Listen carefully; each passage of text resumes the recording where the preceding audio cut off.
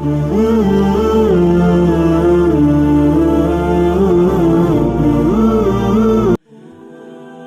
ناراض ہوتا ہے تو کتنے منتیں کرنی پڑتی ہیں اسے منانے کے لیے، اور ایک اللہ پاک کی ذات ہے جو ایک آنسو سے عمر بھر کے گناہ معاف کر کے مان جاتا ہے۔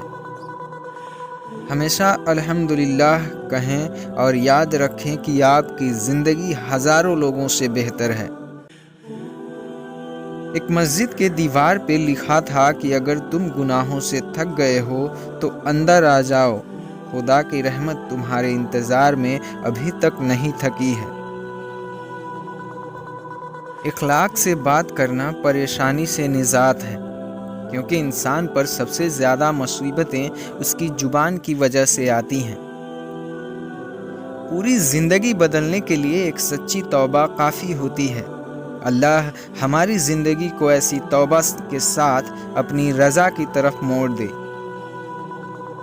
توڑ کر رب کی حدوں کو ہر کوئی ایک دوسرے سے پوچھ رہا ہے، زندگی میں اتنی بے چینی کیوں ہے؟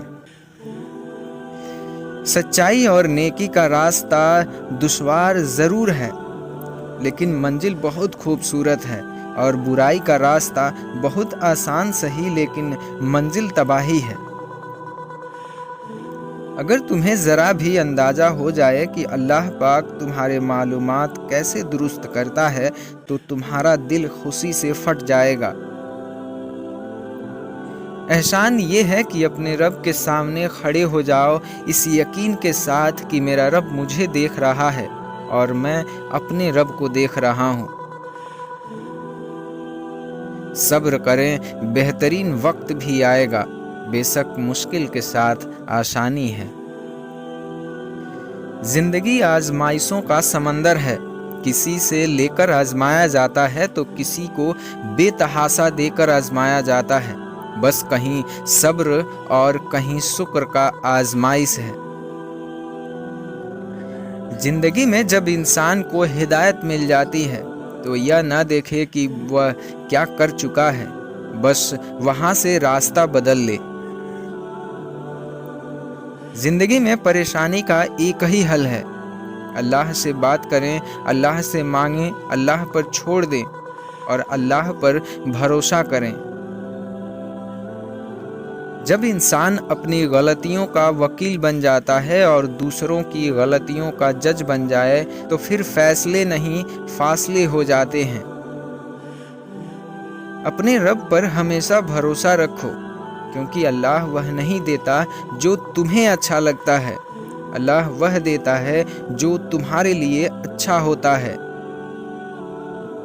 شکر ادا کرنے کی وجہ نہیں ڈھونڈنی چاہیے، بلکہ عادت ڈالنی چاہیے، کیونکہ شکر گزار لوگوں سے اللہ بڑی محبت کرتا ہے۔ وہ راستے پہلے ہی بنا دیتا ہے، لیکن عطا صرف بہترین وقت پر کرتا ہے۔ جب ٹھوکر کھا کر بھی نہ گرو تو سمجھ جاؤ کہ اللہ نے سنبھال رکھا ہے۔ یقین رکھو اللہ کی رحمت اور اپنی دعاؤں پر، وہ ارحم الراحمین ہے، تمہارے حق میں بہتر فیصلہ دے گا۔ جب راستے اور رابطے اللہ سے جڑ جاتے ہیں تو دل نہیں ٹوٹا کرتے۔ مایوس وہ ہوتے ہیں جن کے پاس اللہ نہیں ہوتا ہے۔ تمہارے پاس تو بادشاہوں کا بادشاہ بہترین مددگار ہے، اور جس دن تم نے مان لیا کہ اللہ جو فیصلہ کرے گا وہ تمہیں قبول ہے، اس دن کے بعد ہر فیصلہ تمہارے حق میں ہوگا۔ اللہ کرے تمہیں وہ سب بہت جلد مل جائے جس کو پانے کی دعائیں تم ہر روز اللہ سے کرتے ہو۔ قرآن پاک بار بار کہتا ہے کہ اللہ سے نا امید نہ ہو، کمزور نہ پڑو، غمگین نہ ہو، بے شک اللہ ہر چیز پر قادر ہے۔ نصیب کیسا بھی ہو، اگر نماز اور قرآن سے مدد لے کر اللہ سے جو بھی مانگو ضرور ملتا ہے۔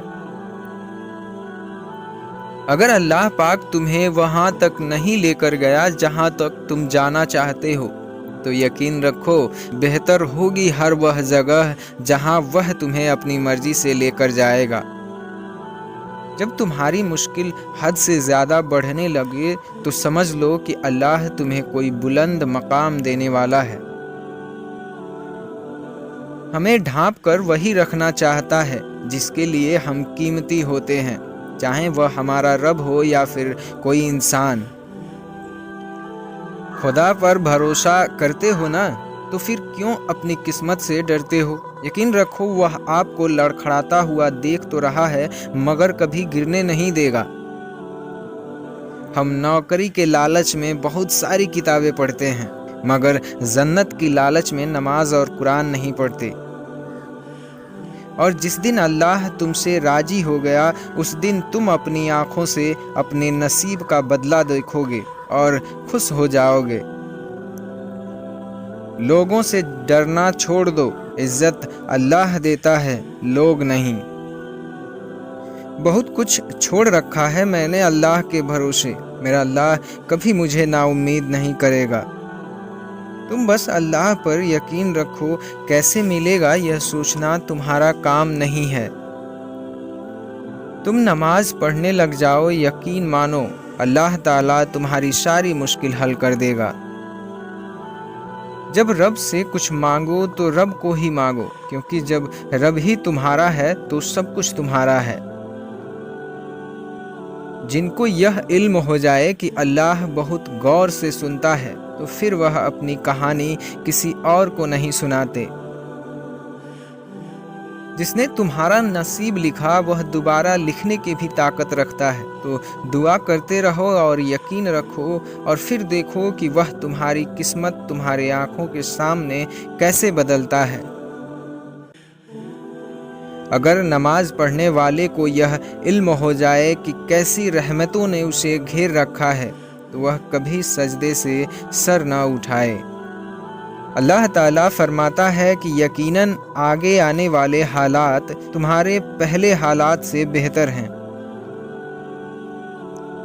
سب کچھ کھو دینے کے بعد اللہ پر یقین رکھنا، اسے ہی ایمان کہتے ہیں۔ مومن کا دل اس وقت تک سکون نہیں پا سکتا جب تک کہ اس کے بھائی اور بہن تکلیف میں ہوں۔ کہتے ہیں کہ روز کسی کے گھر جانے سے عزت کم پڑ جاتی ہے، لیکن واحد اللہ تعالیٰ کا گھر مسجد ہے جہاں روز جانے سے عزت بڑھ جاتی ہے۔